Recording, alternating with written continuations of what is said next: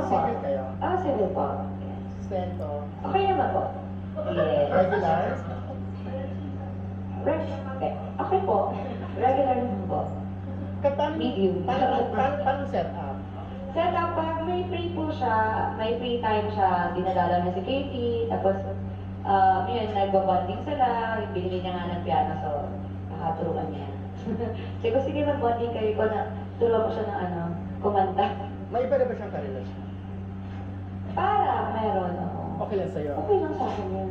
Go. No hurt feelings? Wala. Pagtasis pa, tapos na yan. Hindi na natin dapat balikan ang mga nakaraan. Dapat ay marami na tayong natutunan sa mga nakaraan. Dapat tayo tumayo kung ano ang nararapat, gawin ang mga nararapat, gano'n. Hindi, totoo, hindi na, ayoko na, wala na, pasis pa. Ang mga nakaraan ay hindi na dapat balikan. Kung ano man yung pangyayari, tao man ito, bagay, kung ano man yan. Yun.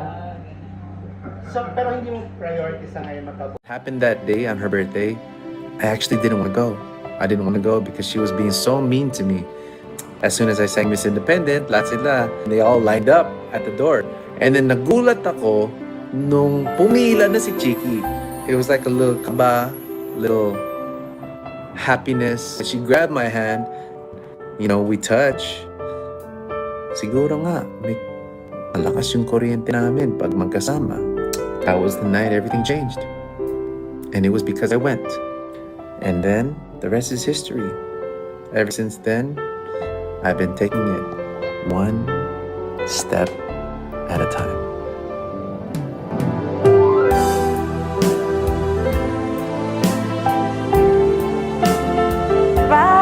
Naka-love life daw to.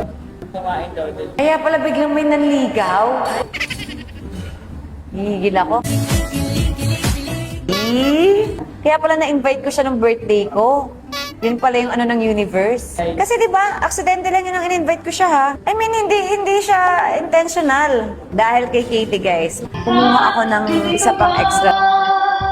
Nang hinaya, nangyari ay ganon na lamang.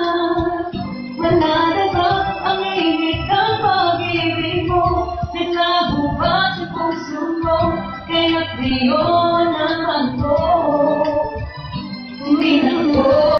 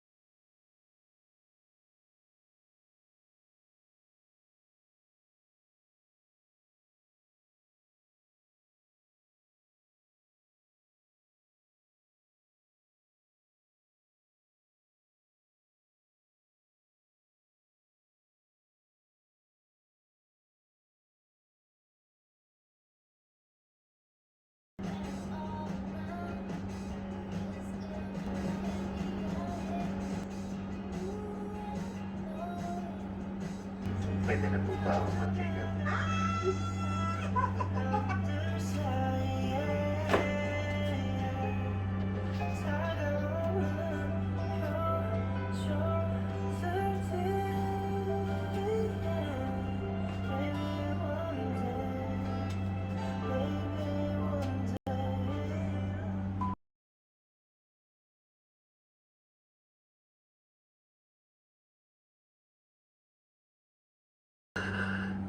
Mr. B, thank you sa mga pabulaklak mo.